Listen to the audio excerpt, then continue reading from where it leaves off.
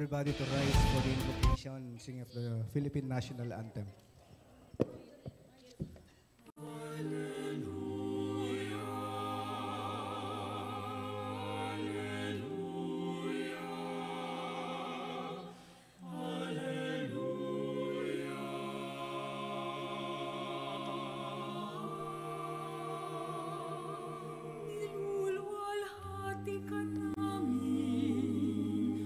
Diyos amang nasa langit, kami ngayon'y sumasamo, dinggin itong aming awit. Buksan ang iyong kaharian, at sa lupa ay liwanagan. Mahal naming Isabela, yakapin mo at alagaan. Bigyan kami ng lakas sa bawat hamon ng buhay. Sa aming mga sala ay patawarin, tulad ng pagpapatawan namin. Ilayo kami sa tukso mapanghalina, ipagsanggalan sa lahat ng masama. Aming diwa'y punuin ng pagpapala, at bantayan ng mga anghel sa lupa. Isabela,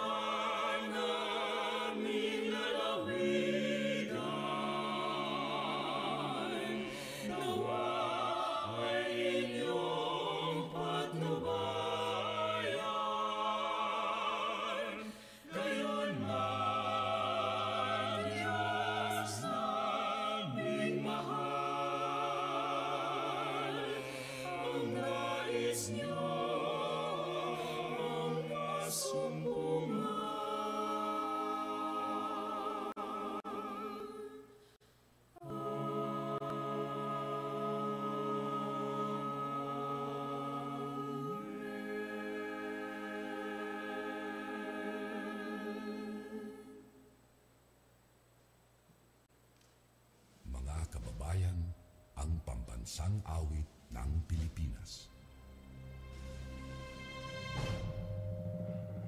Kayang mag-ibig, pero sa sikatanan, alam ng puso, sa titik ko'y buhay. Upang hinirang, kuya ka ng magiting, sa manlulupin, di ka pasisigiw, sa nagatang tutok sa simoy at sa langit ng pagaw, ay hinatang mula, tawid sa pagkayang minamahal. Ang isang ng matawad mo'y nabuhay na nagtitindig, ang ituwin at araw niya kailan ang may di magtitindig. Luman ang araw ng walang pagsinta, buhay langit sa piling ko. Ang hinigaya ng pagkay mag-aapi, ang mamatay ng dahil sa'yo.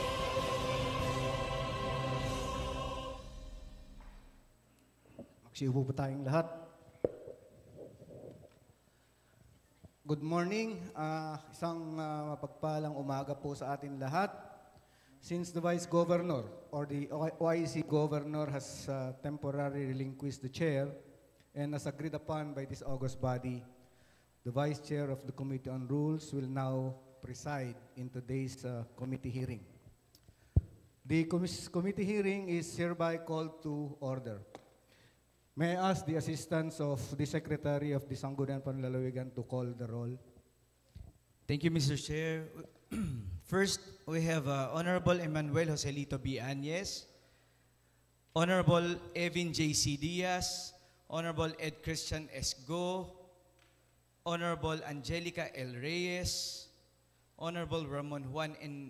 Reyes Jr., Honorable Jose T. Panganiban Jr., Honorable Clifford R. Raspado, Honorable Abigail B. Sable, Honorable Manuel Faustino UD, Honorable Jonathan Jose C. Calderon, Honorable Amador A. Gafu Jr., Honorable Marco Paulo A. Meris, Honorable Maria Katrina Jessica GD, Honorable Antonio S. Hui, and Honorable Catherine Joy L. Legaspi.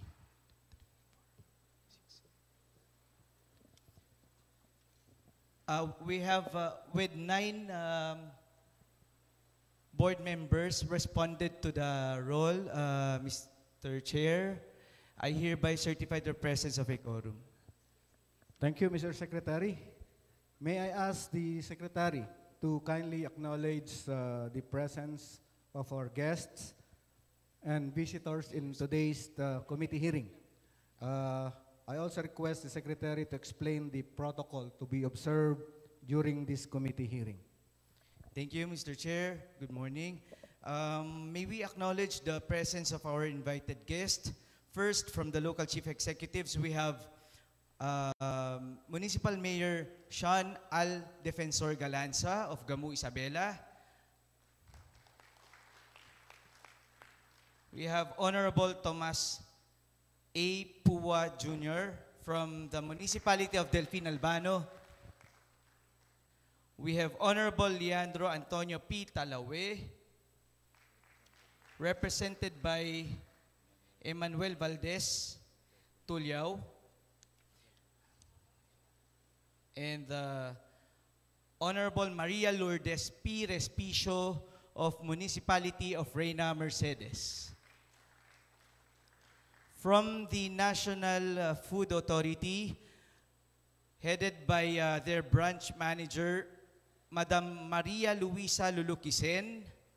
We also have the warehouse supervisor of NFA Gamu, Mr. Aristotel Panganiban. I don't know, he's not.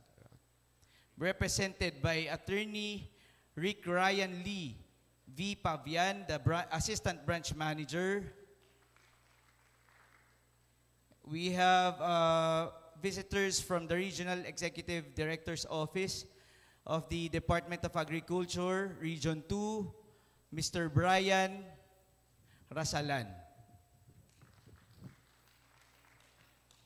And also, Ms. Marjorie Cabaldo, the statistician, and Mr. Sergio Galamgam, the provincial agriculturist from the provincial government of Isabela. And we also have the municipal agriculture officers of different municipalities and their representatives. We also have the stakeholders, the farm organizations, the media, and the public viewers. Since we are live on FB page of the Isabela PIO, the Committee of the Whole has again convened to investigate the alleged irregularities relative to the procurement of palay, or the NFA's palay procurement program. As such, we remind everyone to observe an orderly and respectful conduct of the proceeding. All the stakeholders are enjoined to speak only when they are asked or they are recognized by the chairperson, and to limit their questions to the issues involved, and the statements made will form an integral part of the records of the proceedings. Thank you, Mr. Chair. Thank you, Mr. Secretary. May I direct the Secretary to read the title of the resolution relative to our hearing today in order to apprise the new attendees, stakeholders, and online viewers of the concerned issue.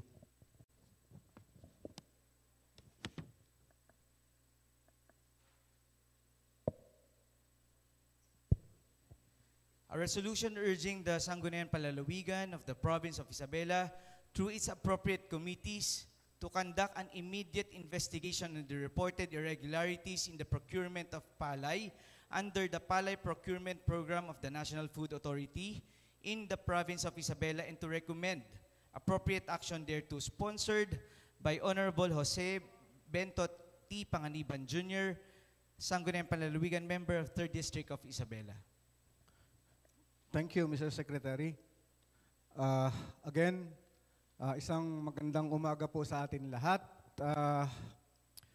Today is the third hearing on this subject matter.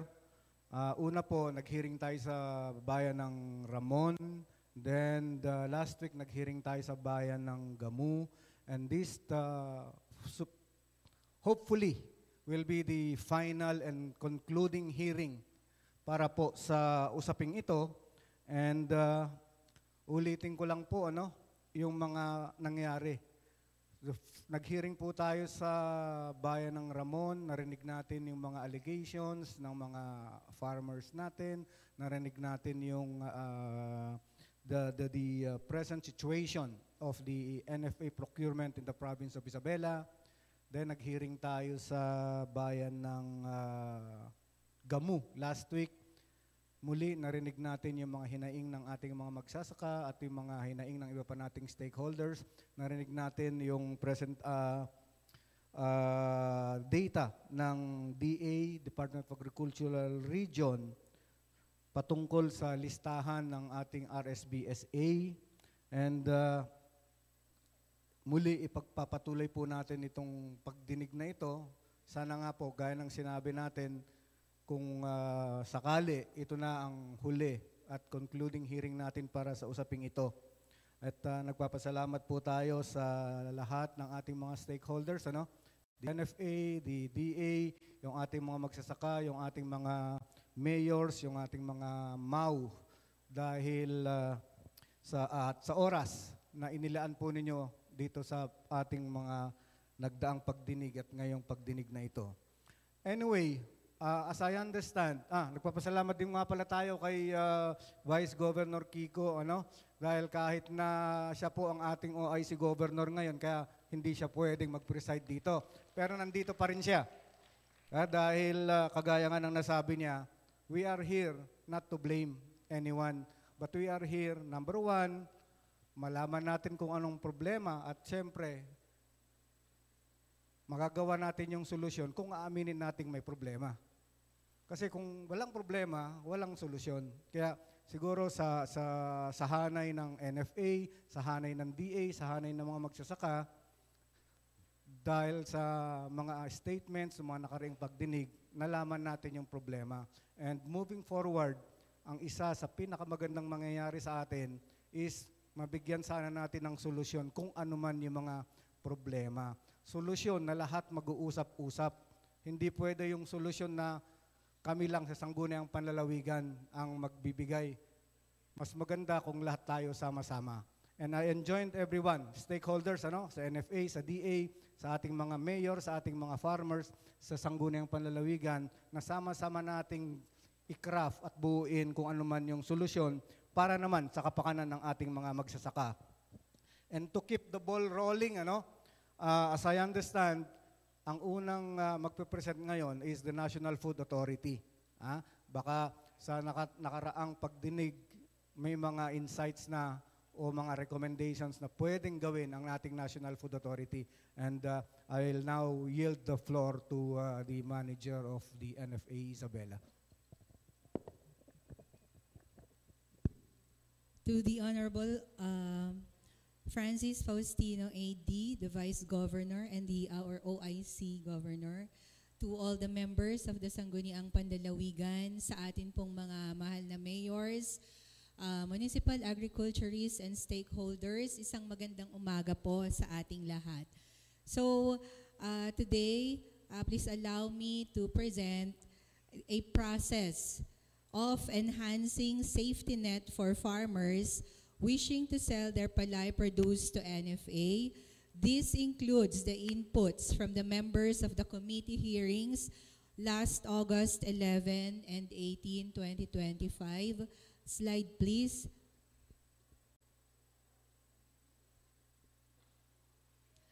Next.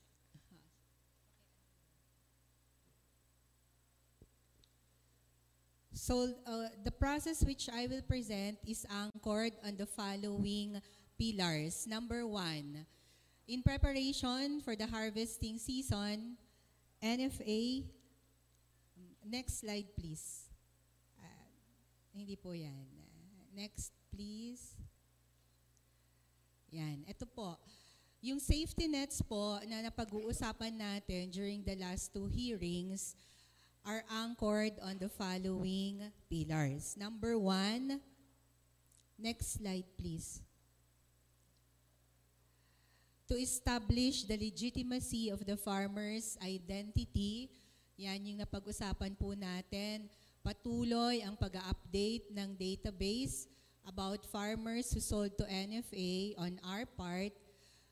We are also going to create a registration log. And also on the part of our municipal agriculturists, if possible, that we be provided the master list of RSBSA registered farmers. Only a number of LGUs have provided us this information. Next slide, please. To establish the legitimacy of farmers' deliveries, yan po, para po maging transparent ang lahat. Magbibigay po kami ng authority to deliver that is supported by other documents which will be coming from both the municipal agriculturist and the barangay level. As another safety measure, since these are pre-scheduled, we can also conduct pre-delivery validation and post-delivery validation para talagang makasiguro tayo doon sa mga dinideliver ng farmers. We also implement the direct payment to farmers, cash, check payment for farmer groups in the name of the cooperative association, and for, okay, hindi na if, number 4, installing anti-corruption safeguards such as the transparency table. CCTV footages will be saved. Rotation of personnel. I-advertise po namin yung hotline para kahit sino pwedeng magbigay ng feedback.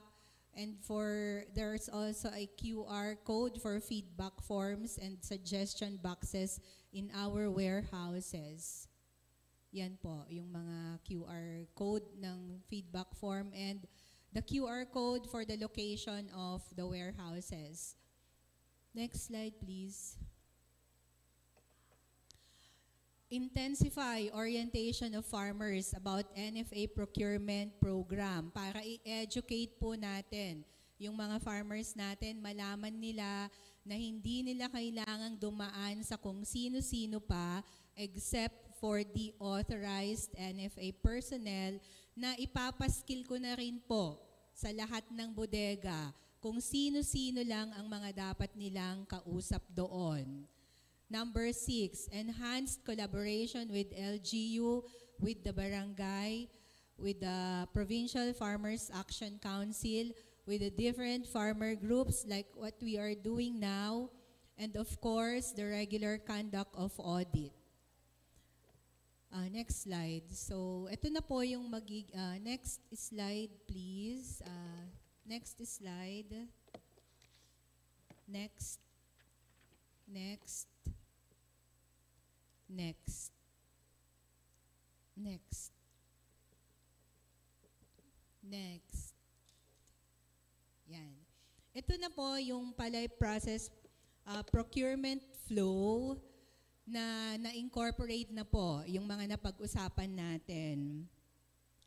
So, i-identify muna natin kung sino yung mga dapat lang po nakausapin ng mga farmers natin. Ito po yung step 1 na ginagawa ng farmer kung paano mag-secure ng delivery schedule.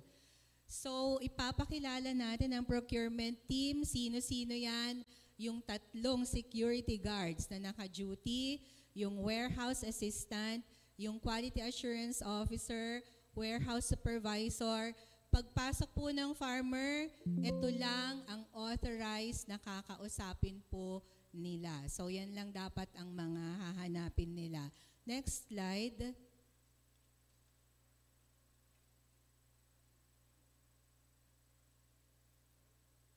Yan.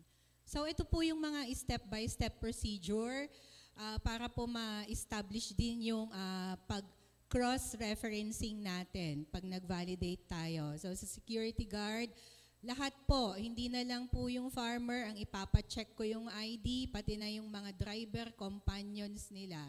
Kasi na-observe po namin na may mga companions po yung iba. Ang susunod po, nahahanapin ng ating mga farmer ay ang ating warehouse assistant. So dalawang bagay lang po kung bakit magpupunta ang ating farmer sa bodega. Una, mag-inquire lang kung ano ang proseso, ano ang mga kailangan. Usually, yung mga farmers na yan, wala pa silang dalang sample. Pangalawang purpose ay yung for pre-classification. Ibig sabihin, nakaani na sila, meron na silang sample. So, anong gagawin ng warehouse assistant? Magkakaroon po tayo ng initial interview of the farmer. Meron pong portion, meron po akong meron kaming dinevise na form, ang tawag po, authority to deliver, para siyang certificate na ibibigay sa farmer. I-establish po ng ating warehouse assistant kung ano yung pangalan, saan, kailan yung ani, ganun po. At ito pong, pipirmahan po ito ng warehouse assistant bago i-endorse yung farmer sa pangalawang NFA personnel na yung tinatawag po naming Quality Assurance Officer o di kaya yung ating mga classifiers. So dun sa authority to deliver, meron ding portion po na kailangang i-fill up yung ating QAW. I-record ng ating classifier sa kanyang logbook, yung sample.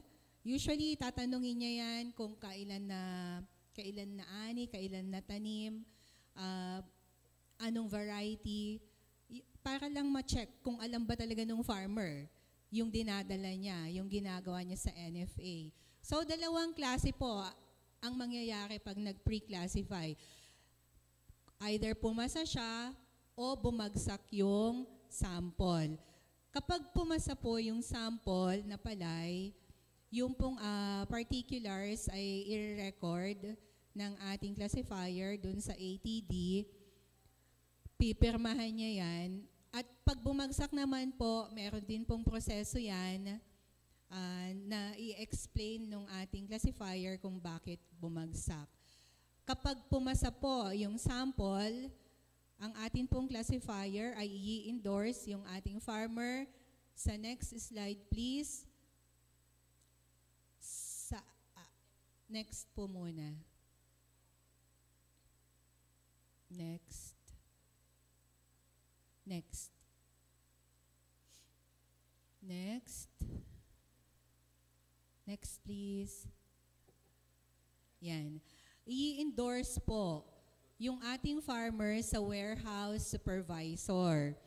So, meron lang pong mga guide questions yung ating warehouse supervisor just to cross-check yung mga na-fill up na information ng ating warehouse assistant and quality assurance officer. And minabuti na rin po namin na magdagdag dyan ng statements like pumapayag po ba kayo na sa steps ng ating procurement process ay mag-take ng pictures, mag-record ng videos, para po, ito po pwede naming i-post sa Facebook natin. So, after that, pag pumayag po yung farmer, ganun po yung gagawin natin, mag-a-assign na po ng control number sa authority to deliver and the date of delivery, yung ating warehouse supervisor, at yung duplicate copy ng authority to deliver ang siyang dadalhin ng ating farmer kapag sa date ng delivery niya. Of course, in this first step, when the farmer secures delivery schedule, yung pong red na ano dyan, the personal appearance of the farmer is required.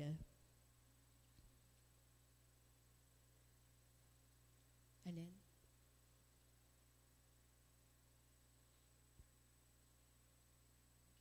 So yung warehouse supervisor natin, dahil siya yung overall in charge sa management ng buong bodega, we deem it appropriate that he should be the one to approve the date, the schedule for the delivery. Hindi hindi po si manager. Next step please. Next slide. So, sa dami po ng pagdadaanan ng farmer, una po, mako-cross-check na natin kung nagpapanggap ba siya or not. Tapos, on the part of the NFA, sa series ng mga NFA personnel na pagdadaanan din ng farmer, wala pong makakapagsabi na meron lang iisa na may discretion sa final delivery ng ating farmer. Kung ano na lang po, ang problema na lang dyan, kung hindi talaga makapasa yung palay sample ng ating farmer. So ito po yung mga documents na in-establish natin dyan sa first step na yan for purposes of validation, cross-reference, yan po. Yung registration log, yung authority to deliver. Next slide, please. Okay. So, sa schedule ng delivery, babalik na po yung ating farmer. Again, kailangan yung personal appearance niya. The same personnel ang makakasalamuha po niya. Next step. Next slide, please. Okay. So, yung security guard, pagpasok po ng farmer, kailangan dala-dala niya yung authority to deliver. Kapag hindi niya dala yon, kapag walang ganon, hindi po siya i-entertain. Nasabi ko po kanina, pre-numbered yan. So, meron kaming record ng lahat ng yan. Pati yung mga type ng vehicle, i-record natin. Kung ilan yung number of bags as per information from the farmer. At bago po siya makatuloy, bibigyan siya ng priority number with truck details. Yung ating farmer ay papupuntahin po sa ating warehouse supervisor. Kapag na-present ng ating farmer yung priority warehouse sa ating priority number sa warehouse supervisor, syempre meron din po kaming mga internal controls dyan. Saka lang din po i-endorse ng ating warehouse supervisor yung farmer sa QAW. Next slide please. Kung saan ang atin pong QAW ay magkakaroon na siya ng counter-checking at yung bag-to-bag classification ng deliveries and the rebagging. Ang final classification po ay nagaganap dyan sa part na yan. Kapag pre-classification of sample, hindi pa po yun yung actual. Kasi alam nyo na, marami pang pwedeng mangyari. So yan po, yung final classification. Pagkatapos po na na-rebag yan, papasok na po ulit ang ating warehouse supervisor who will be in charge of the weighing of the palay. Ito po, ano lang po namin to, anong tawag dito? Parang reference din po namin, mag-assign na siya ng pile number kung saan ikakamada yung delivery na yon. And the procurement will be documented through the warehouse stock receipt na kung saan kina-countersign ito ng ating farmer. Kung naalala nyo po sa step 1, magke-create na po kami ng registration log. So doon pa lang sa registration log na yon, meron na kaming record ng ID and the signature of farmer na bibigyan din po namin ng copy ang warehouse supervisor nito para lang ma-cross-check na siya nga talaga yung nandun sa actual delivery.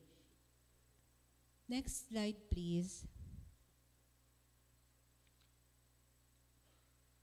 So kapag nagawa na po yung warehouse stock receipt, i-guide po ng ating warehouse supervisor, yung farmer, sa ating special disbursing officer.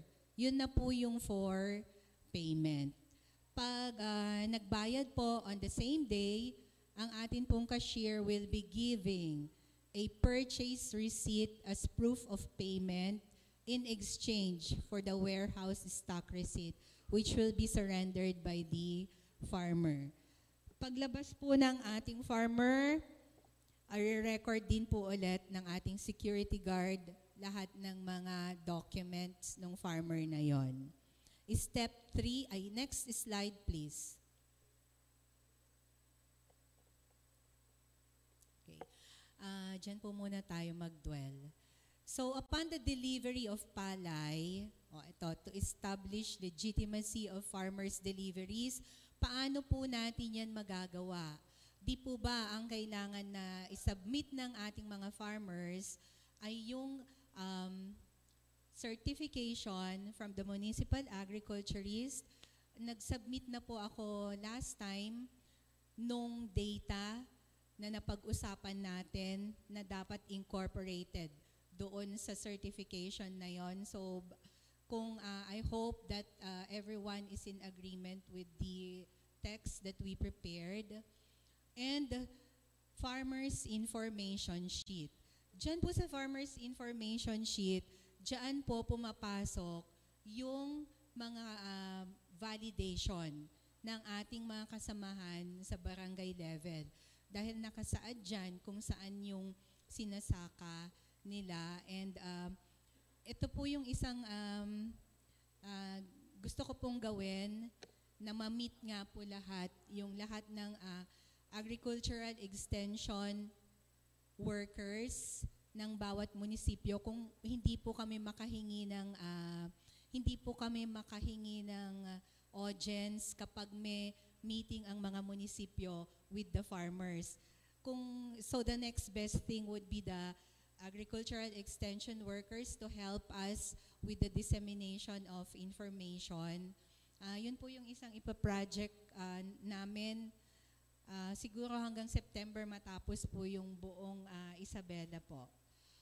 Kaya yun po yung pakiusap ko sa mga mayors po natin. Sa barangay, so nandyan kung saan nakalagay yung digital talonda. Kung makita talaga dyan extension worker nga nagmula isuna or hindi siya nagtanim. Tapos, yan yung mga cross-verification ng mga records, collaboration with LGU barangay officials. Ito po, if possible, for barangay partners to witness hauling of delivery and the documentation of hauling. Parang sobra na po siguro to. Pero kung talagang kailangan nating umabot sa ganyan, gawan po natin sana ng paraan para mailagay kung saan yung origin nung delivery ng farmer at kung ilan talaga ang ikinarga para po that is open for your comment po na yan lang po yung suggestion namin. And next slide please. So those are the documents that are required. Again, the personal appearance of farmer is required kasi kailangan niyang i-witness yung weighing. Next slide, please. So the payment of procurement. So usually yan na lang po yung makakasalamuha ng ating farmer, yung special disbursing officer, Next slide, please. Okay. So, sa mga pagkakataon po na hindi mabayaran agad yung ating farmer on the day of the delivery, kailangan niyang bumalik. So, ano po yung mga makikitang documents? Yan din po, ipapaskill din po namin yan sa warehouses. Yung pong paano nagbabayad yung ating special disbursing officer. Again, the farmer has to present his ID, he has to sign the purchase receipt, and we can counter-check the signatures and the ID doon sa registration log na create natin doon sa unang instance na pagpunta ng farmer. At kung meron man pong mga pagkakataon na hindi maiwasan na yung farmer ay magbibigay ng authorization, kailangan po notarized special power of attorney lang ang ating i-acknowledge po. So, yan po yung mga comments, insights, at saka yung mga in place na systems ng NFA. I hope na incorporate ko po ayon sa pagkakaintindi po nating lahat. And may I continue, Mr. Chair? Okay, go ahead, ma'am. Okay, so again, I would just like to bring the attention of this august body that the procurement operations of NFA Isabela branch is anchored on the approved annual procurement target budget for 780,000 bags. And as of August 11, we have accomplished to procure 695 bags, which is translated to a total rice equivalent inventory of 550,312 bags of rice as of August 20, and this is equivalent to 41 days buffer stock vis-a-vis the 15 days buffer stock mandate. As we prepare for the forthcoming wet harvesting season, the branch is undertaking the following: the creation of warehouse space through distribution of rice to DSWD and LGUs and issuing palay to milling, the continuing advocacy to LGUs to purchase all their rice requirements from NFA, for stockpiling, for supplemental feeding program for daycare pupils, for participation in Kadiwa, and other Rice for All programs, and auction. Next, continuing advocacy to national government agencies for their EO 51 requirements for rice allowance of employees and other activities requiring rice in the performance of their functions, the construction of warehouses and installation of post-harvest equipment. Please be informed also that other sectors are taking initiatives to address the issue on how and where the farmers can sell their palay. Sa amin pong mga ugnayan at dialogues with LGUs, in particular, sa mga LGUs po na ito na po yung nakalap din po naming mga impormasyon. Like sa LGU Malig, binabalak din po nila na bumili ng palay from the farmers. For LGU Quezon and the City Government of Kawayan, parang meron din po silang nabanggit na kanilang isasangguni na kung pwede yung mga nagkapagbenta na farmers sa NFA ay hindi naman muna sila ang makapagbenta ngayong wet season. Also, there are identified cooperatives like Kabisig, Sakdeco, Epiphany, Baro Alangatiman Nalon Cooperative, Isabela Seed Growers, which buy from their members up to a maximum of 8,000 kilograms per member with price ranging from 16 to 18 pesos per kilogram, subject to moisture content also, but with an additional 2 pesos per kilogram for the production incentive. And of course, we have the PLGU na namimili po ng palay at ang ating NMIAC. The biggest slice of the pie of the province's 36 million plus palay production has always been catered by the private sector of grains traders. So ano na po ang dapat din po sana natin gawin about this. Finally, we believe that a long-term solution to the issue on creating market outlets for farmers is the approval of the DA-sponsored amendment to the rice tariffication law entitled Proposed House Bill Number 1, Rice Industry and Consumer Empowerment or RICE Act, among the objectives of which are the following: buffer stocking policy, which will impact farmers by providing increased procurement opportunities and guaranteed market and fair price for palay. Market Intervention Authority, which will impact end consumers by having access to more affordable and stable rice prices. Re-establish strong government intervention in the rice industry, which will impact our LGUs and government agencies by enhanced coordination on rice-related policies and interventions. On this matter, we solicit your strong support. Finally, I would like to extend my sincerest gratitude for this collaboration on enhancing the safety nets for farmers delivering palay to NFA. I would also like to assure you all that NFA shall impose strict administrative sanctions on NFA employees found in connivance with traders as stipulated in the Magna Carta for Small Farmers. And on these allegations, management is already taking action, and with due process, NFA employees found to be involved in any irregularities will be meted the corresponding administrative and other legal sanctions. Thank you, Mr. Chair. Thank you. Thank you, Madam Manager. And we appreciate po yung inyong mga pernisinta dito, ano? But tatanong ko lang po,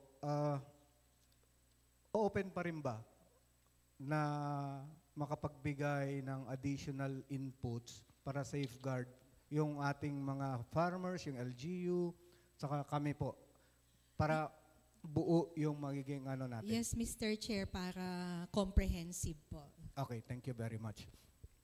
Anyway, kung meron pang gustong magtanong, yes, you are recognized.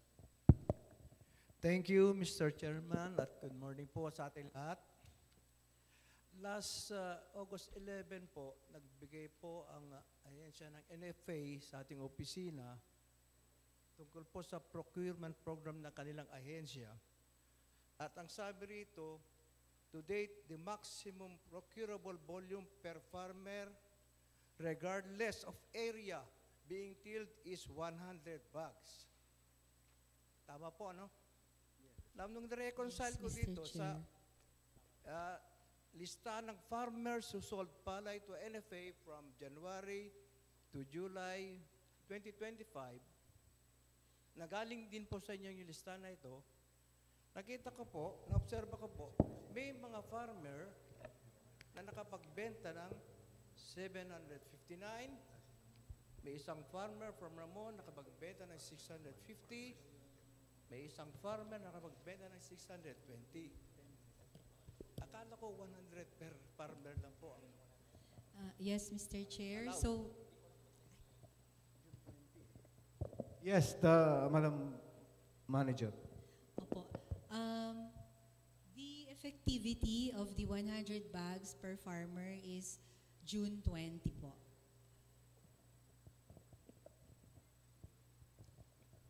So moving forward, June 20 onwards, puro 100 per farmer regardless of the area.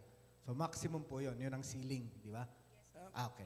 Mr. Chairman, pero ang listahan na sinabit nyo is January to July. January? January to July 2025. Yes, the July of this year. Yes, Mr. Chairman. January to July 2025. Ang nilista nyo. Ay nakalista rito.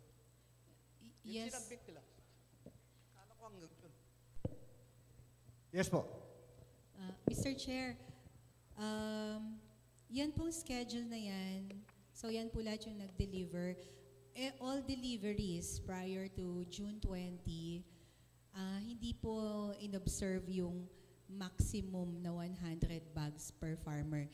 Yan pong mga nakikita nyo dyan na mas higit pa sa 100, gaya po nung nabanggit ninyo, dahil yan naman po ay naaayon sa kanilang sinasaka, kung ilang hektarya po yung kanilang sinasaka. Paano po ba itong maximum procurable volume per farmer regardless of area being tilled is 100? Paano ba? Opo, ang amin pong guidelines, we buy palay from farmers with RSBSA registered, maximum 7 hectares. So kung yan pong nakita ninyo dyan, na before June 20, tigto 200, 400, 600, yan po within, lahat yan, within our guidelines.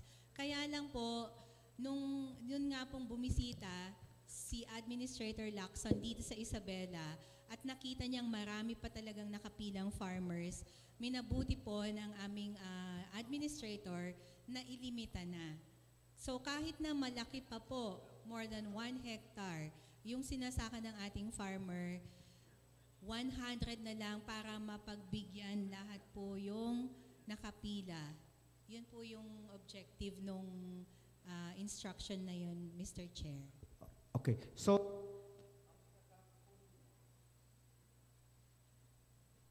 starting June 20, moving forward, regardless of area, per farmer is only allowed to sell 100 bags.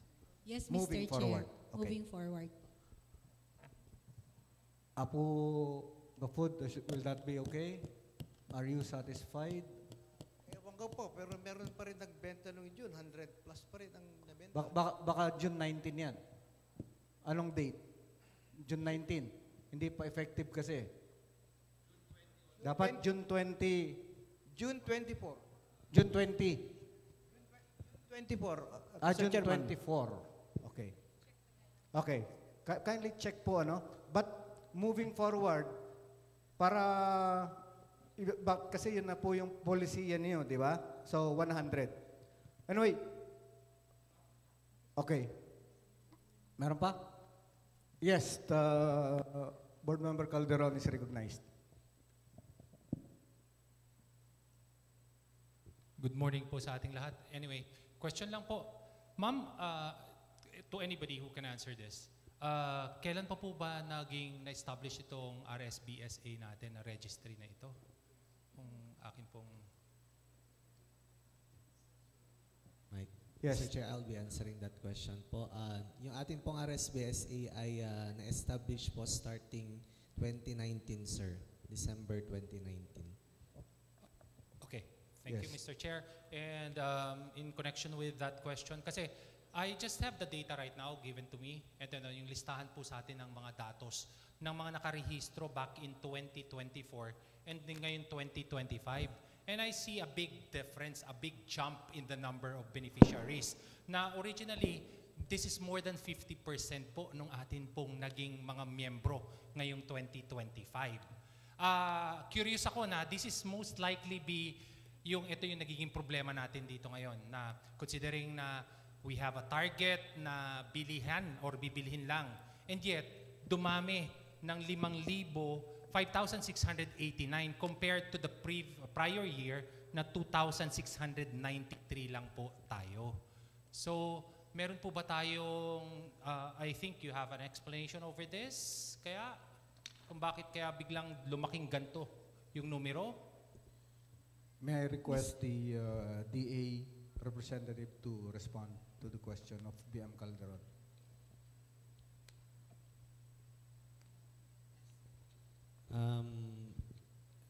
With regards to the figures, sir, bilang po ng mga farmers po ang sinasabi. Ano pong munisipyo po yun, sir? This is in totality. The total number of RSBSA under the registry this year and in 2024. Ito po kasi yung binigay na listahan ngayon sa amin. Ito po yung 2024. Meron po tayong 2,693 farmers compared to this year. Meron po tayong 2024. Okay. Sige. Sorry. I just got corrected here. Who sold palay here? So this most likely be also the number. Tama? Tama po. Pero, dito din pong taon na ito. Tama po ba? Who sold palay din? So, bakit? Ano po pagkakaiba? It's the same question din. Parehas din po ito. Anong pagkakaiba? Mas, January 2024, saka January to July 2025. Mr. Chair, last time you asked for the record also of the deliveries for 2024. That's why we provided that list, sir. Okay. So, pag titignan mo po kasi, yung farmers, number of farmers who sold palay to NFA during the fiscal year 2024 is only 2,693. But compared to this year, January to July 2025, naging 5,000. So mas marami ang nakapagbenta sa NFA. Yes, Mr. Chair. The accomplishment of NFA Isabela in 2024 is only 300 something. Mababa po yung accomplishment. Hindi po, mababa po yung accomplishment, procurement accomplishment ng Isabela branch Noong 2024. last year. Opo. Baka kaya mas konti po yan. Yan. okay. Bakit po? Bakit kaya? Pwede namin malaman bakit 1 year noong 2024. Mr. Chair, ano po ang isa pong possible na reason dahil wala pa naman yung limitation na 100 nung last year. So baka lesser number of farmers pero mas madami yung deliveries. Kasi yun Okay. nga yung clamor. Ako may explanation ako dyan. Kasi yung bili sa labas, mas mataas kaysa sa bili ng NFA. Possible explanation yan. Kasi ako farmer, kapag parehas lang ang presyo ng trader at saka NFA, mas gusto ko magbenta sa trader. Kasi yung classifying, di ba? Palagay ko. Okay. Mr. Chair? Yes. Sorry. Kaya nga natin nagiging problema ito. Kasi ang bili ng trader ngayon is, magkano? 12 pesos. Ang NFA is 24, kaya nagkakanda gulo-gulo tayo. Pero kung ang bili sa labas, parehas sa presyo ng NFA, I will guarantee. Well, yeah. Well, yun lang po ang ano ko reasoning. Maybe Pero palagay ko, mas ano yun sa akin. Okay. Sige. Thank you, Mr. Chair. To put this into the context again, sabi ko, babalikan natin dito. Huwag tayong yung sinasabi nating baka lang, para yung we get the accurate data or yung datos dito. So, you have given us kasi the number of bags from January to July of this year. Pero dito kasi walang nakalagay in kilograms, number of bags, yung total, para sana makita natin pagbanggain. Para makita natin, wala kasi dito sa data na ito baka meron po kayo dyan na hindi lang na-print. Pero yung total kasi wala po dito. Mr. Chair, we don't have here. Compared to the other records that we have here. Okay. So wala po yung total. Yung Para at least total. makita Okay, natin yes, ngayon. yes. Okay. Kung makita natin yung discrepancy Yes, baka sa yung number of farmers Yes. na sinasabi natin plus yung atin Okay. pong volume Pero, na pero, napipili. pero parang narinig ko, you were referring, Madam Manager, that the accomplishment of NFA in 2024 with regard to the procurement of palay is only 300,000 bags? Is that correct? Mr. Chair, the volume is 486,512 Bags, bags. as compared to 715,000 bags from January to July, right? Yes, Okay, so Mr. number Chair. of bags pa lang, manlayo na ng diferensya. Okay? Kaya siyempre, yung number of farmers mo na nakapagbenta, mas marami from January to July. 300,000 bags daw. For 2024 ang nabili ng NFA. 340? 486,512. 486,000 bags ang nabili ng NFA in 2024. And this is short of the target. Di po ba? Yes. Short of the target. Meaning to say, ang malaki po kasi dyan, kung hindi tayo nakakabili, gaya ng sabi kong nauna kong mga statement dati dito, marami tayong mga farmers na hindi nakikater yung kanilang potential na makapagbenta ng mas maayos na presyo. Okay. Yun po yung sinasabi ko na nade-deprive natin yung ating mga farmers. Thank you. And again, siguro po, ngayon, ang sunod ko pong tanong dito, Mr. Chair, will be, since ngayong taon is na-surpass na natin yung prior year natin na target or na actual na nabili. Tama po ba? Kasi from 480,000, tama po? 440,000 last year. And now, ang nabili na is 716,000. And ang target natin is 780,000. If we reach this, are we going to stop buying po ba? Considering that there is a wet season na may harvest season po tayo for this wet season? Mr. Chair, yung process po niyan, i-report ko po yan sa regional management kasi sila po yung magbibigay sa akin ng authority to either proceed or not. For Kasi, the procurement this coming wet season. beyond the 780,000 So, bags. yeah, because we are only talking of 70 plus thousand na lang, di ba? 716 o 64,000? 64,000 bags na lang. Eh maraming mag-aaway. Kaya, anyway, isa yan sa mga i-discuss natin, ha? Kaya nga, if you agree with me, ha, ang first step ng procurement is the allocation. Di ba? Kasi wala tayong pag-uusapan dito lahat kung walang allocation yung NFA sa atin. Kaya, yun nga yung i-request namin na if we can go as high as to the administrator to go meet with him para taasan naman yung allocation sa probinsya ng Isabela. Okay? And we makikipag-meeting tayo ron. Anyway, so number 1, allocation, di ba? Kapag na-establish na natin yung allocation, susunod is yung legitimacy ng pagbibilan natin ng mga farmers. Kaya nga, nagpapasalamat ako doon sa recommendation ni Madam Manager na i-involve natin yung MAU, LGU, and Barangay with regard to the legitimacy of farmers who could deliver to NFA. Kasi kagangaya nga kasi na-find out natin na yung certification dati ng MAU is basta sinertify niya na RSBSA ka, pwede ka na makapagbenta. Di ba? Yun yung lumabas. Without any qualification doon sa certification ng MAU.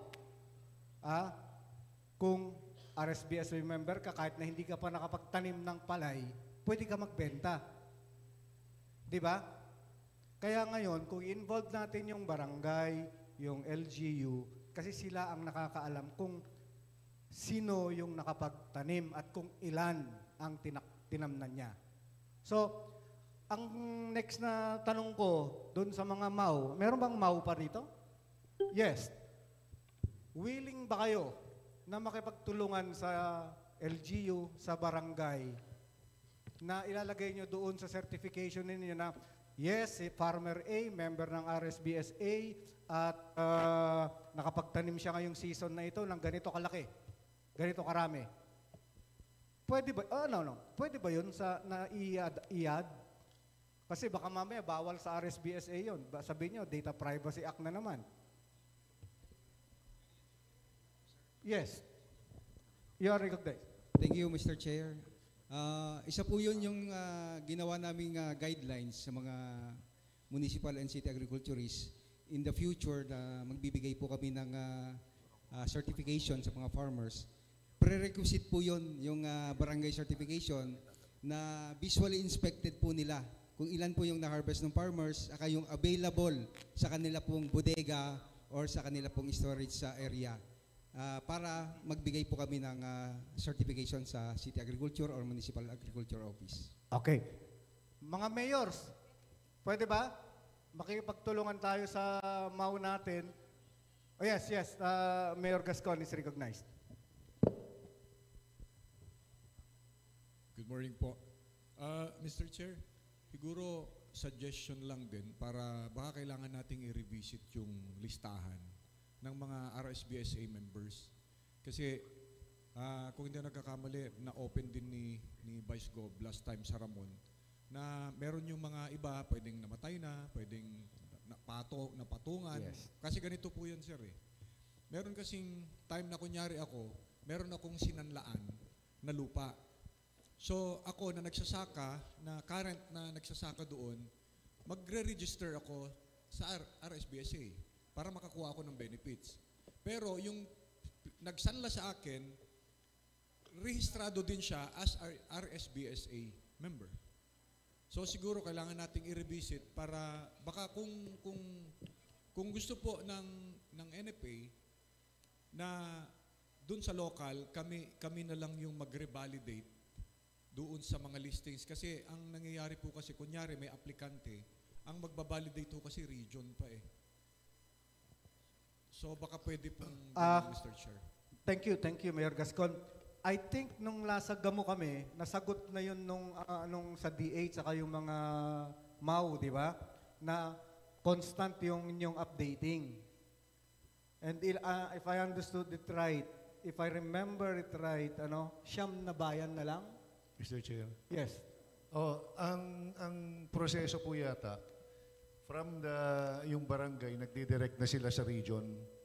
Diba yun yung registration nyo? Hindi sila, walang system ang provincial government dun sa dun sa registration ng RSBSA, hindi ba? Yes.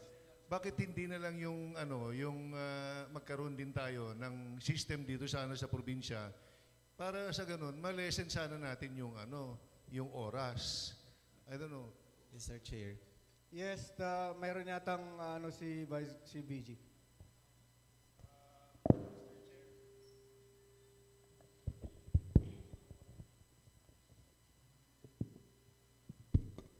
Mr. Chair, una sa lahat, maraming salamat po sa lahat sa inyo, lalo na kay Ma'am Manager sa NFA.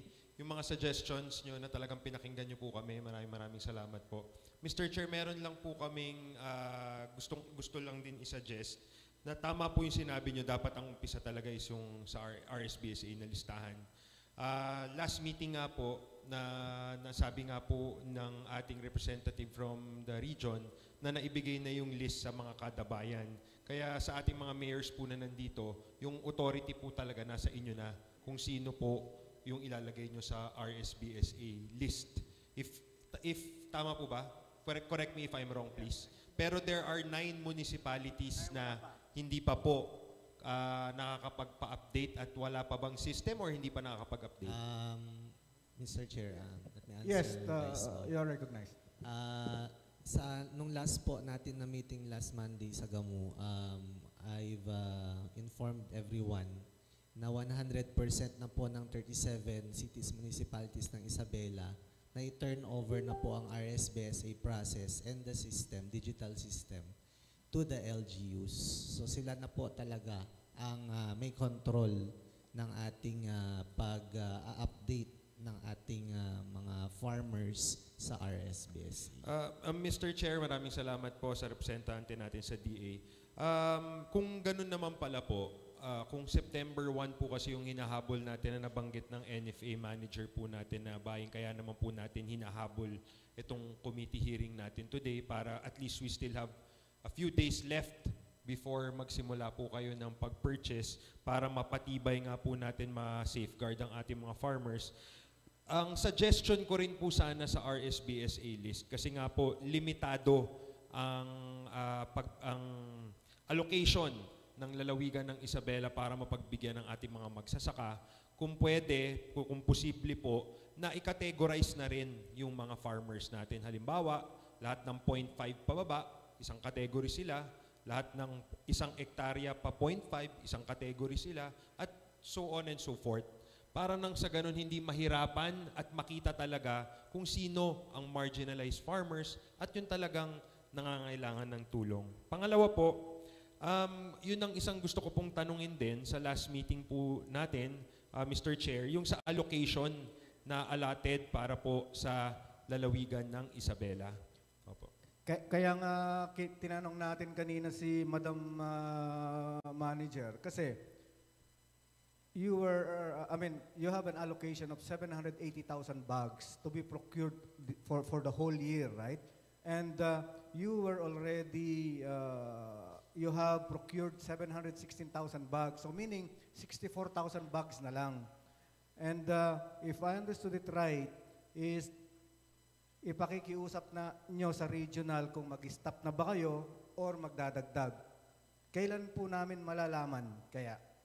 Kasi kung gusto niyo makikipag-meet kami kay administrator para tingin namin yung tulong niya. We are willing to do that. For the sake of the farmers. Mr. Chair. Yes, Madam Manager.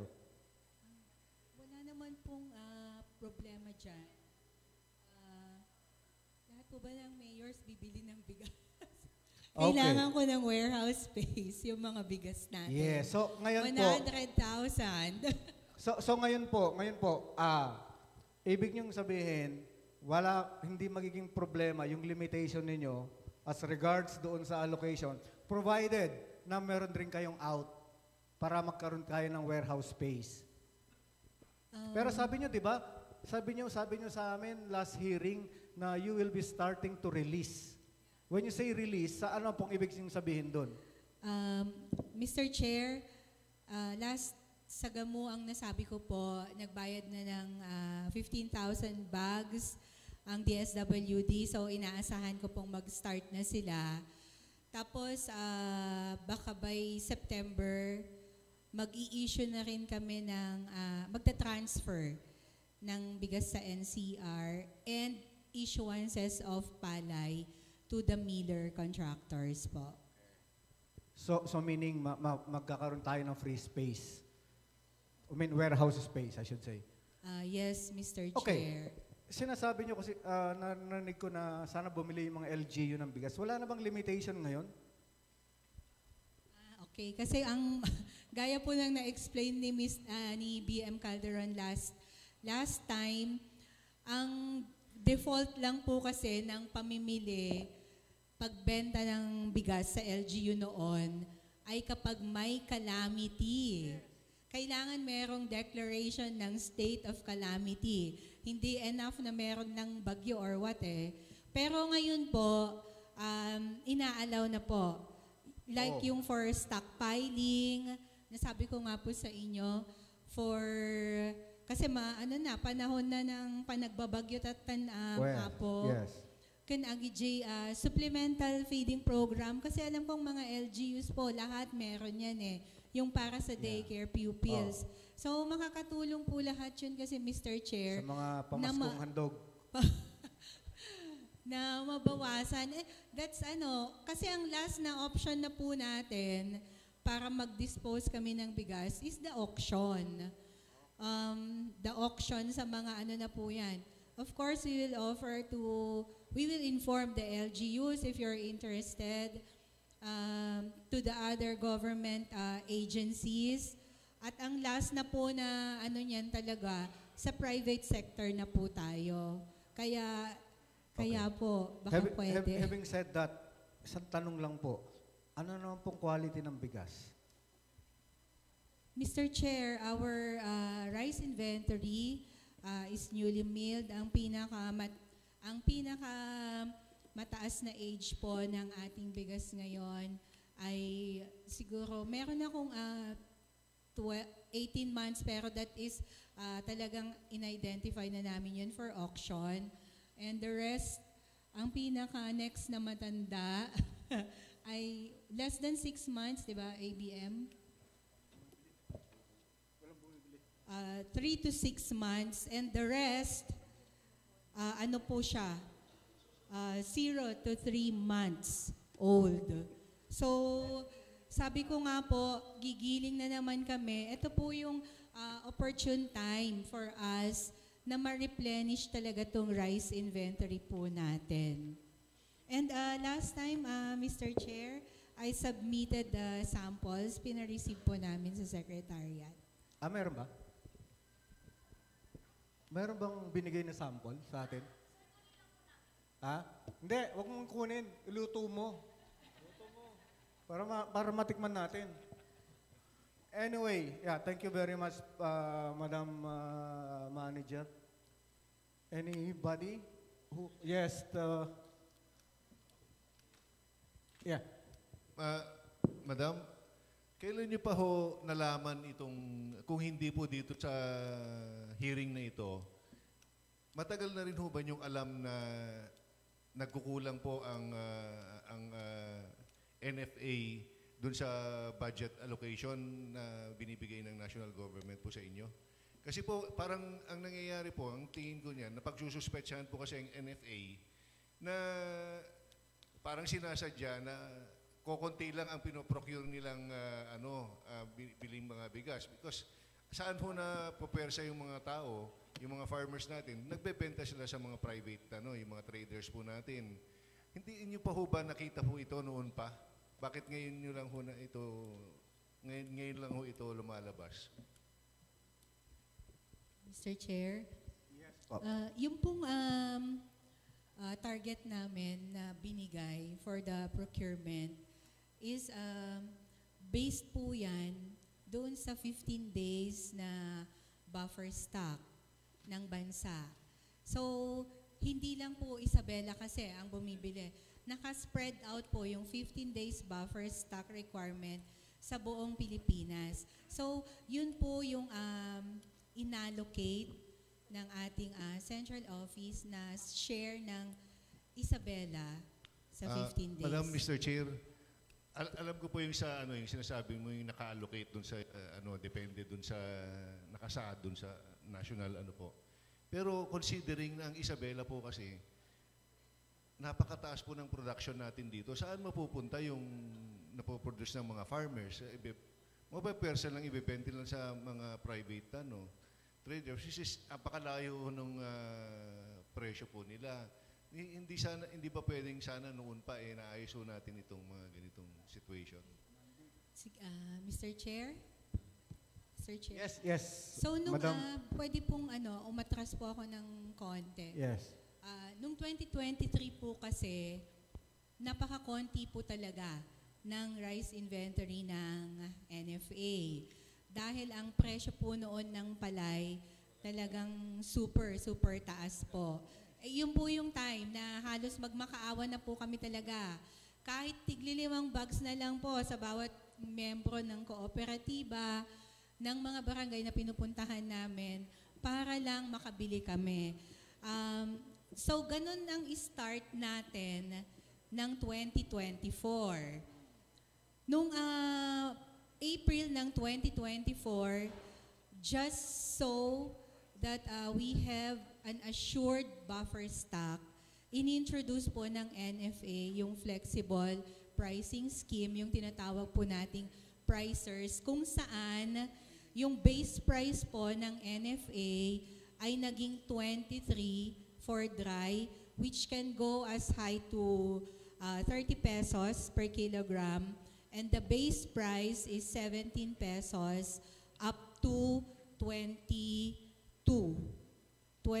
pesos for the fresh. Nung in-effect po ito na nung April 2024, sabi nga ni presiding officer, halos magkapantay pa lang yung presyo noon nung nag-offer ng 24 ang NFA at saka ng private. Pero nung kailangan nga po naming magkaroon ng buffer stock, so umabot po yun hanggang 30 para makaipon ng buffer stock. Ngayon po, nagkaroon lang po kami ng milling late part na rin po ng 2024. So gaya ng na-explain ko last time, merong mga NFA-owned rice mills, kaya lang napakaliit po ng aming mga capacities. Kaya yung talagang madaming palay na na-issue, nung lang pong towards the 3rd to 4th quarter of 2024. And na noong pong panahon na yon, nakatali po yung distribution ng bigas sa LGUs doon sa merong statement of calamity. So, kumbaga po, nagpang-abot yung inventory. And Mr. Chair, yung pong tanong ni board member, kaya nga po talagang doble po yung effort po ngayon ng pag-advocate po ng pagbenta ng bigas. Kasi yun po yung talagang isang paraan para magkaroon kami ng space habang pinapagawa pa lang po yung mga mas bagong warehouses po. Mr. Chair. Yes, Vice.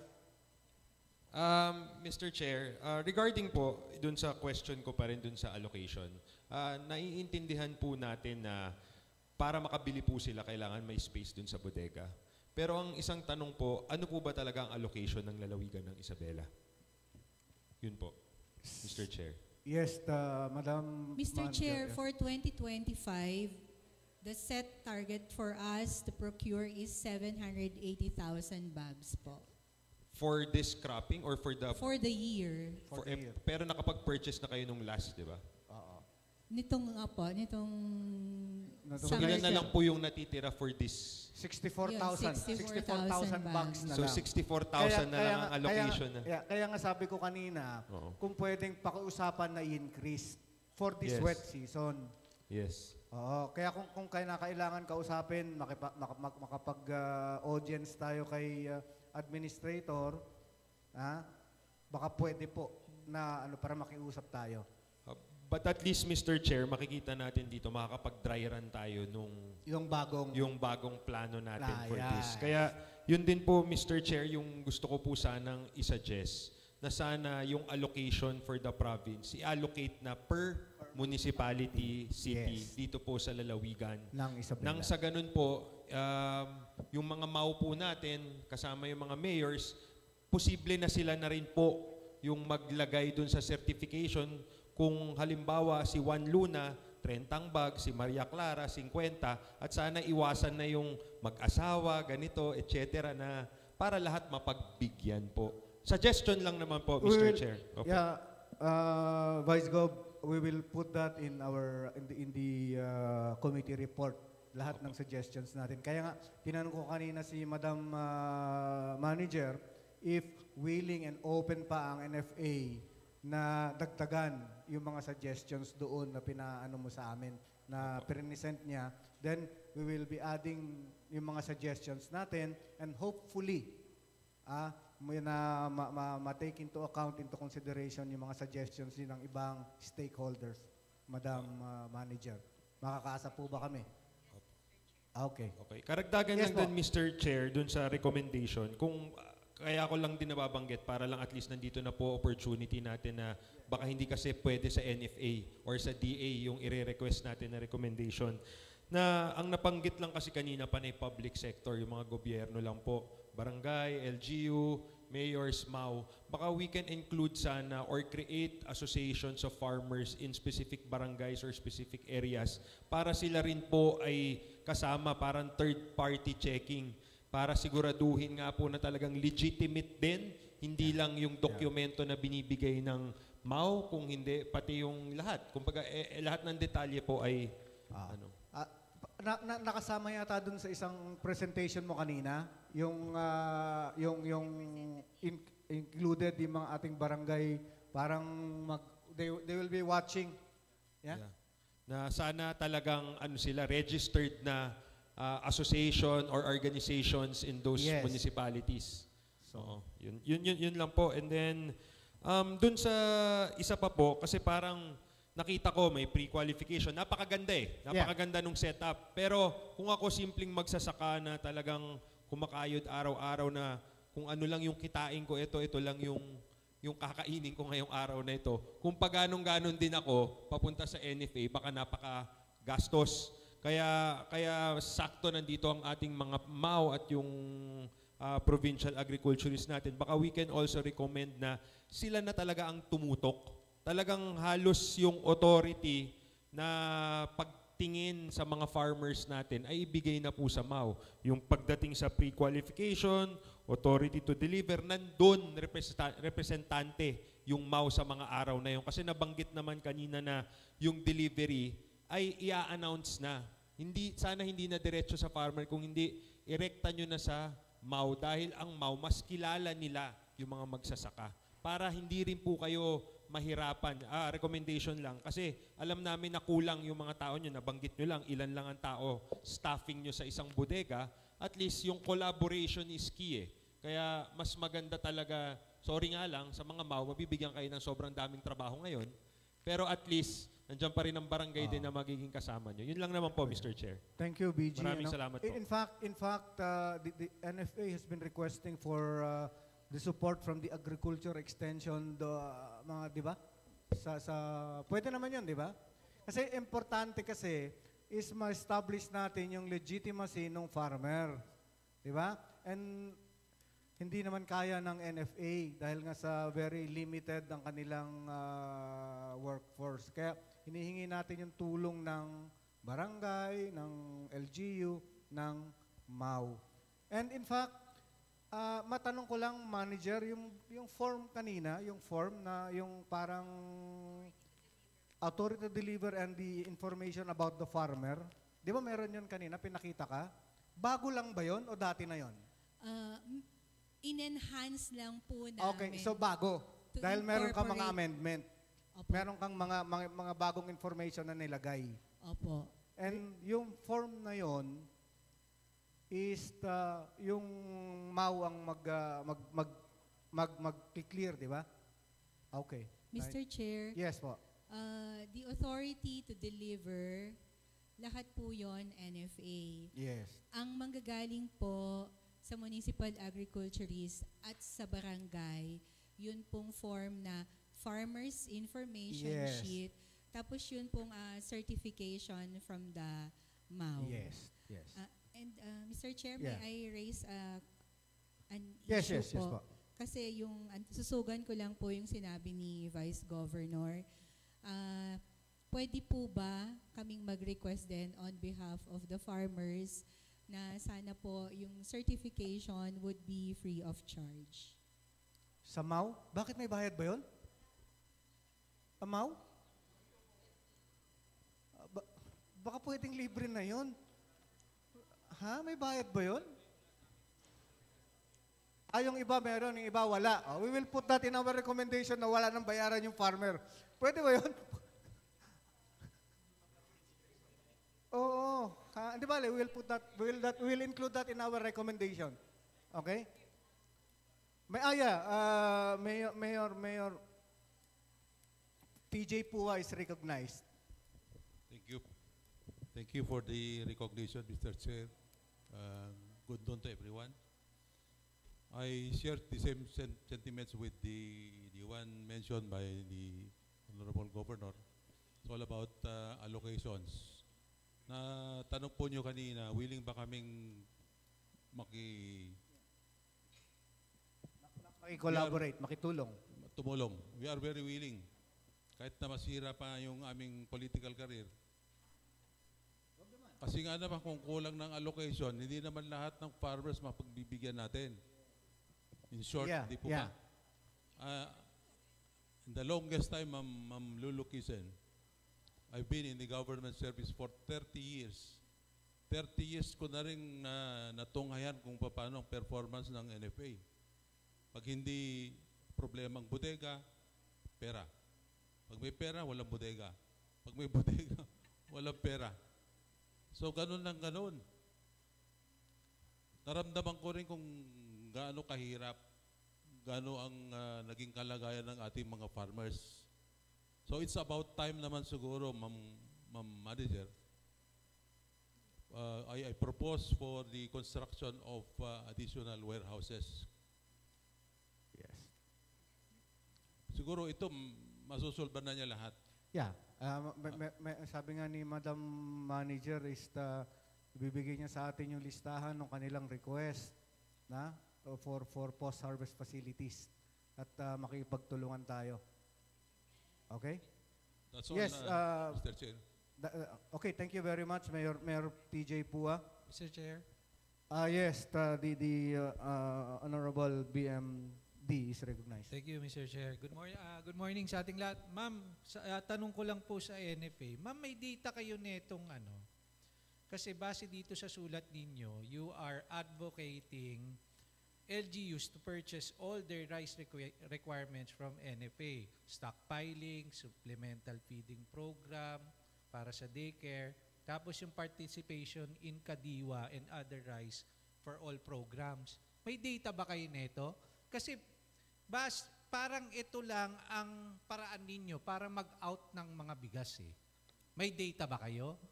Kasi kung kami po, tatanungin ninyo, hihingi kami ng allocation na mas malaki sa NFA, tapos napakaliit lang ng out natin.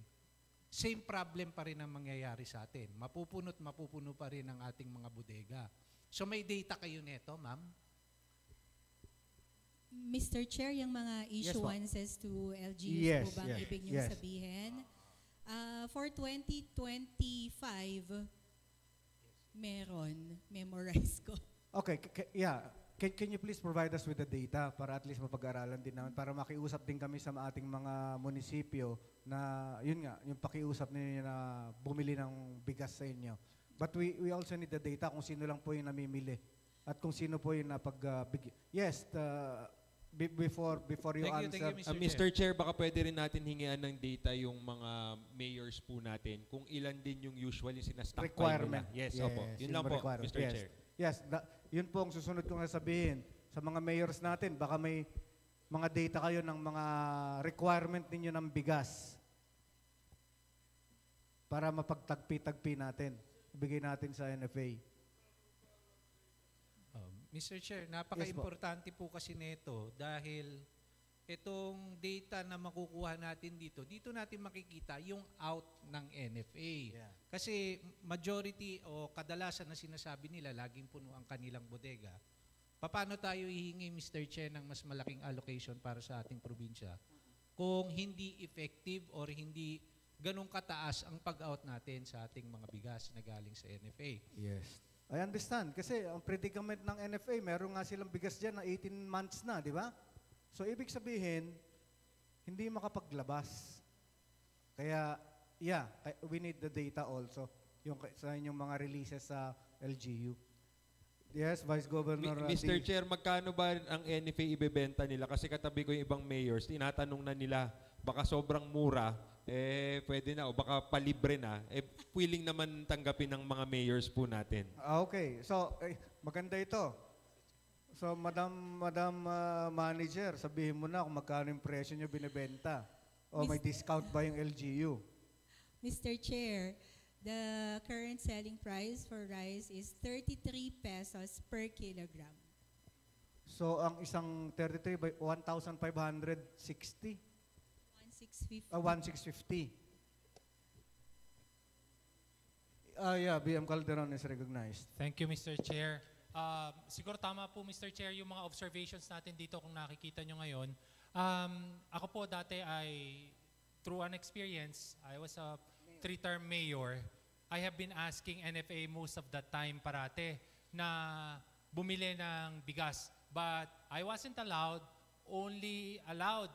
I was only allowed to procure ng kondito in times of calamity or disaster. So it's Yes. part of the bidding program, wala po akong mga nabili dito sa NFA. It's just good right now to see na meron na po tayong other means of yung ating outlet ng NFA ngayon na nakikita natin pwede na yung supplemental feeding natin ngayon plus other kondito na may auction. Pero gaya po ng sinabi ko dito, parang sa 9 years kasi na ako ay naging mayor, never po akong naka-encounter o nakarinig ng imbitasyon mula po sa NFA na nagkakaroon po sila ng public auction padating doon po sa ating pong tinatawag na yung mga releases ng bigas dahil nakaka-alarma na makita na meron tayong 18 months na bigas na sa tingin ba natin it has the same quality as the newly milled na bigas. Di po ba? Kaya ito siguro is up for disposal na. And I hope na this is still up for human consumption. Yun ang ginako natin. Yes, Madam Mr. Chair. Madam Manager po. Sige Opo. po. Mr. Chair, magbigay lang po ako ng background tungkol dun sa auction Okay. na prerogative natin. So, pursuant to the enactment of Republic Act 12078 on December 6, 2024, and the approval of the NFA Rice Pricing Framework by the NFA Council on November 15, 2024, inaalaw na po ngayon ang auction ng buffer ng rice namin, aging rice.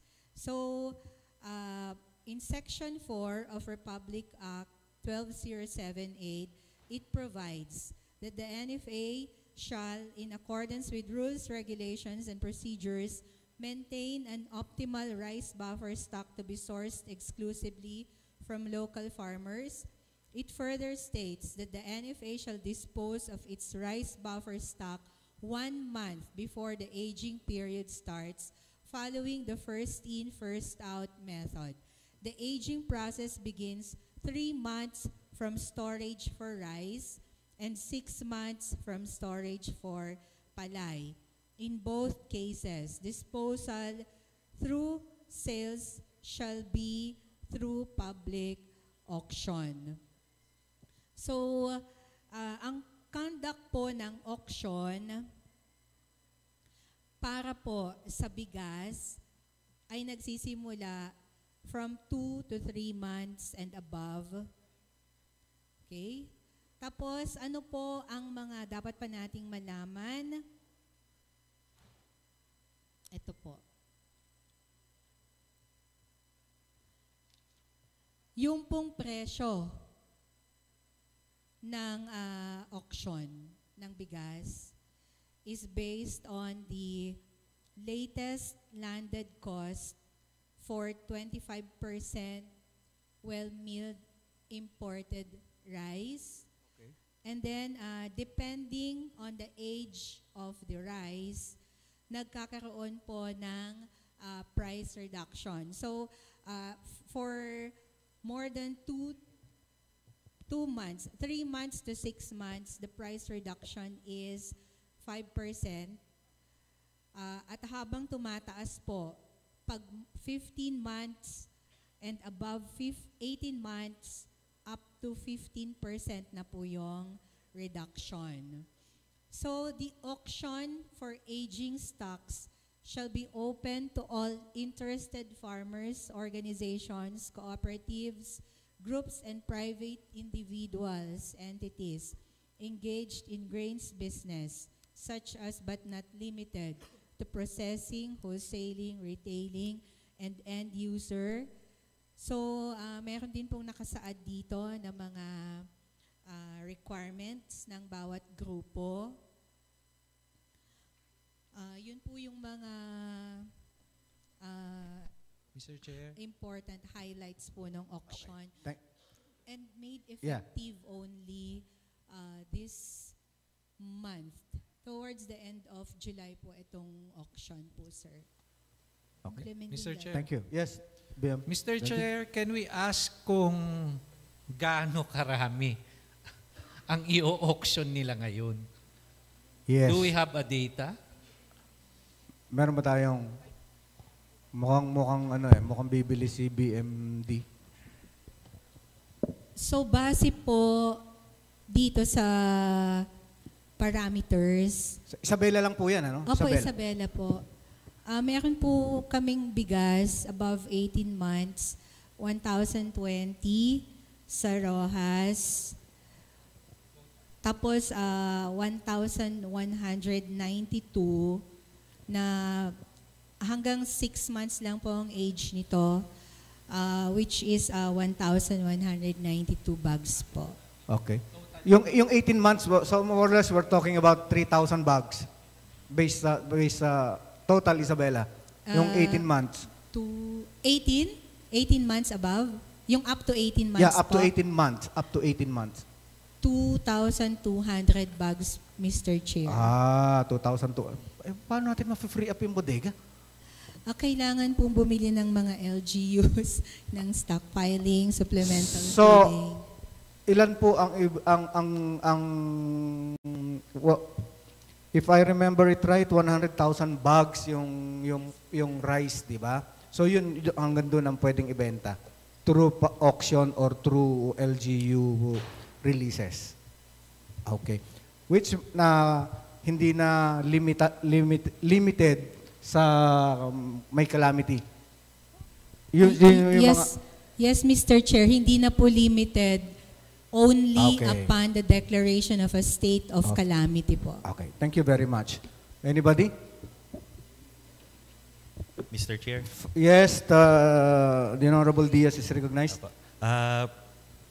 May question lang ho sa ating resource person from the NFA. So first and foremost, I would like to acknowledge you rin dahil nakapagbigay ho kayo ng nakapag-establish kayo ng safety nets natin para sa bagong procurement process natin. So I would just like to ask kung kailan ho ang timetable natin to implement this procurement process, especially since may mga bago yata tayong forms or additional requirements para at least ma-inform po natin yung ating mga mouse and of course yung mga farmers din at ma-disseminate rin po ito. Yes, Mr. Yes. Chair. Bale, ito po, ini-envision natin na ipapatupad natin nitong wet season po. As for the forms, ginagamit na po natin to, in-enhance lang po natin. Kaya familiar na rin po yung mga mouse natin doon. Yun po, i-effect po natin ngayon. Yes, kaya nga natin, one of the reasons why we are really expediting this hearing para yung lahat ng recommendations natin is ma-implement for the next for the next procurement, this coming procurement season. Yun po ang pagkakaintindi natin.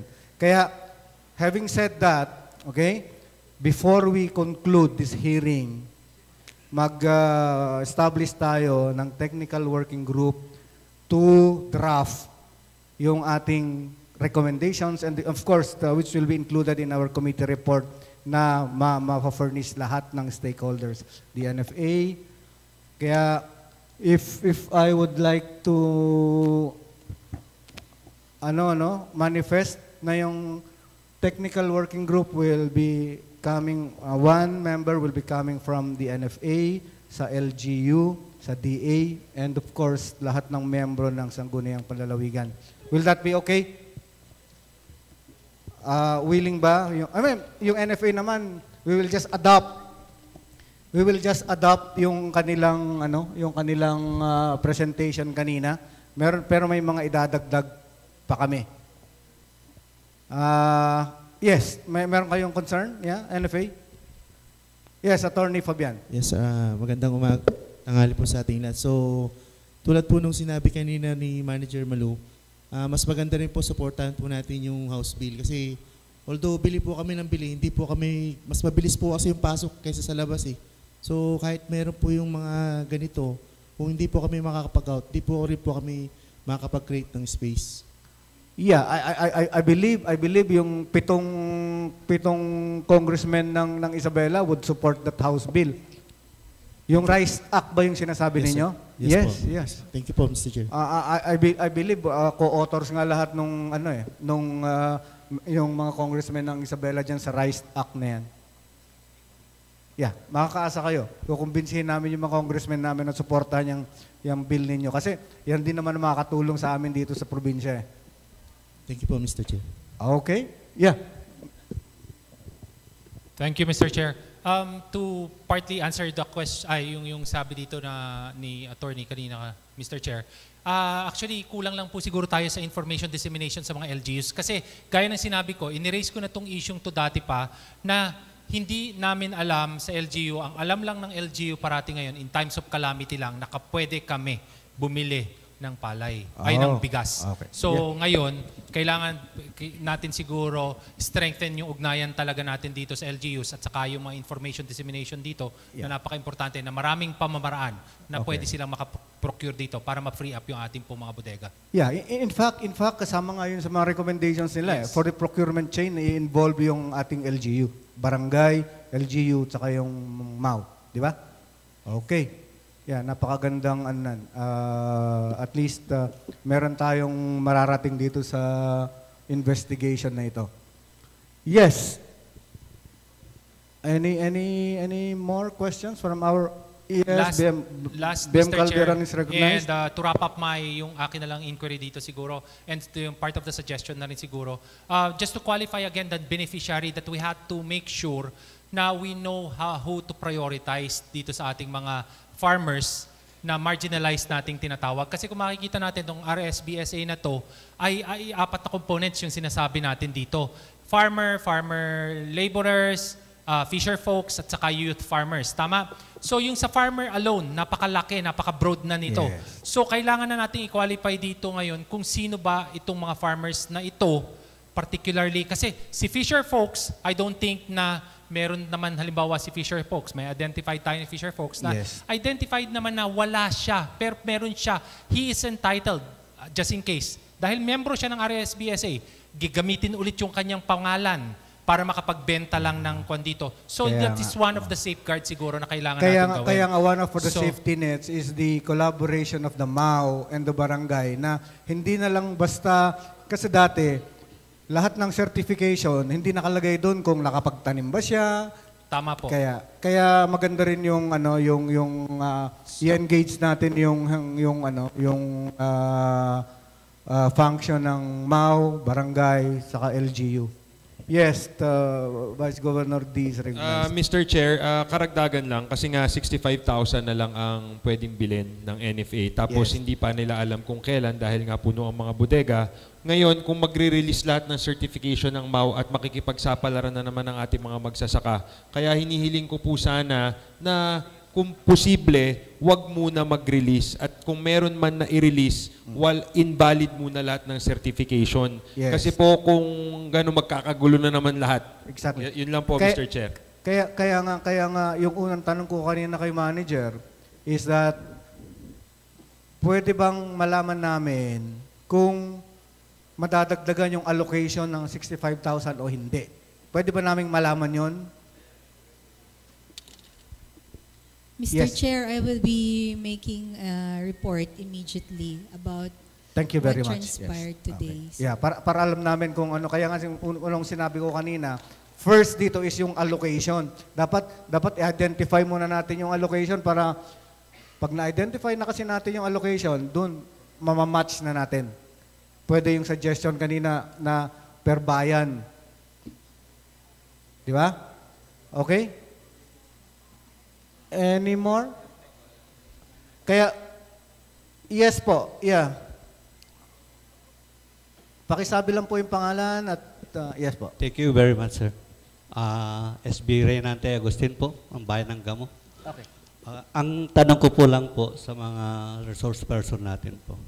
Sa aming bayan kasi, may mga umibili ng palay, hindi ko alam kung kasama ang NFA, na iba-iba ang presyo.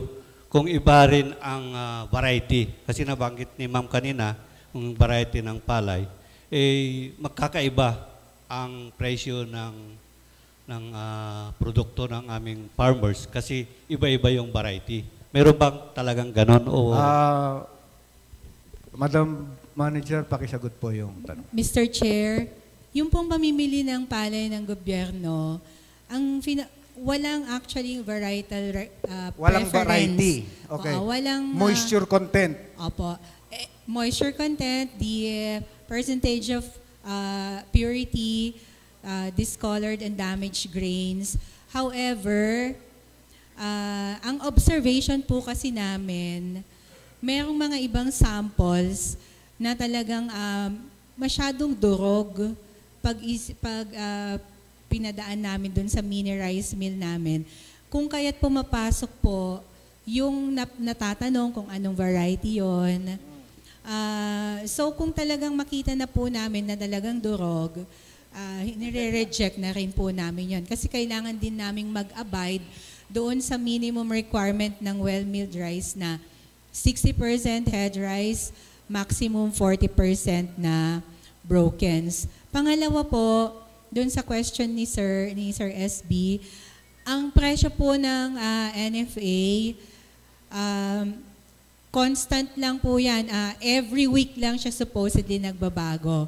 So like for this week, the buying price is 23 pesos for dry and 17 pesos for fresh depending doon sa moisture content.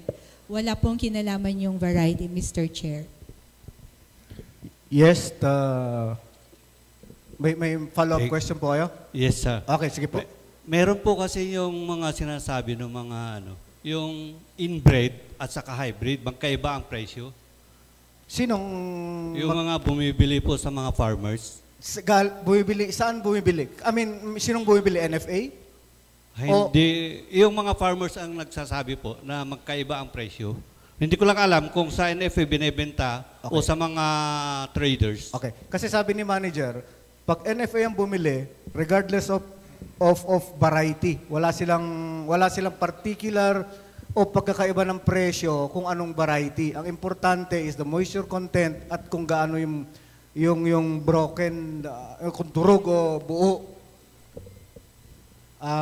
Mr. SB, yun po yung explanation niya. Pag NFA, regardless kung anong variety yan, iisang presyo, basta papasok doon sa kanilang quality control na moisture content na ilang percent ba yun? 12 to 14% at kung durog o hindi durog. Thank you, Mr. Chair. Yes, Madam. Mr. Chair, kanina po nabanggit po ni BM Calderon na yung i-identify natin kung kanino tayo mabibili yung marginalized. So, i-share ko lang po na yung mga parating hinaing sa amin ng mga farmers, yun pong wala silang capacity na mag-deliver. So, anong ginagawa nung Rodito, bawat barangay meron na tayo May we also incorporate that para po, kung na-identify natin, tuloy-tuloy na po. Okay, we will put that in our recommendation na gamitin pan-deliver yung mga provide na truck ng probinsya sa bawat barangay. Actually, yun naman ang first, yun ang purpose nung kaya nagbigay si governor ng mga sasakyan bawat barangay. Hindi gamitin pampasyal, pang-deliver ng mga produkto, di ba? We will put that definitely in our recommendation. Yes, yung maunang kawayan is recognized. Thank you, Mr. Chair. In addition po sa sinabi po ni Ma'am Malu regarding sa marginalized farmer, sana po maisama po yung recommendation po namin na mag-set po ang technical working group kung ilang area po yung marginalized farmer. Kasi sa Department of Agriculture, ang marginalized farmer po nila is 2 hectares and below. Ngayon, in case sa amin po, sa Kawayan City, more than 5,000 ang amin pong 2 hectares and below. Ang kayang bilhin lang po ng NFA, buong Isabela is wala pang 1,000. Kaya sana po, maset po yung definition po ng marginalized farmer. Okay. Para naman po yung kaming level po namin ng mga MAU na magbibigay po ng certification, alam po namin kung sino po yung bibigyan na po. Okay. Salamat po. Noted yung suggestion mo, City Agriculturist Officer ng Kawayan. Yes? Ano ba? Wala na? Okay, before we end up, on behalf of the Sangguniang Panlalawigan, headed by Vice Governor Kiko D, maraming salamat po sa lahat ng dumalo sa dalawang nakaraang hearing. Alam po namin na istorbo sa oras po ninyo, pero maganda naman po ang kahihinatnan para sa kapakanan ng magsasaka ng lalawigan ng Isabela. Nagpapasalamat po kami sa inyo, sa NFA, sa DA, sa mga mayors natin, sa mga MAU, sa lahat po ng opisyales ng mga LGU, lalong-lalo na sa Ramon at Gamu, who hosted yung aming nakaraang mga hearing. At sa ating lahat, sa lahat po ng membro ng Sangguniang Panlalawigan, lalong-lalo na kay Vice Governor Kiko, maraming salamat po sa inyong lahat. And hopefully, we will be able to come up with recommendations that are truly for the benefit of the farmers of Isabela. Maraming salamat po ulit. Mr. Chair? Yes, no BM Anyes is recognized. There are no more matters to discuss, Mr. Chair. May I move for the adjournment of today's hearing? There is a motion to adjourn. Any objection? Hearing none. This hearing is adjourned. Thank you very much.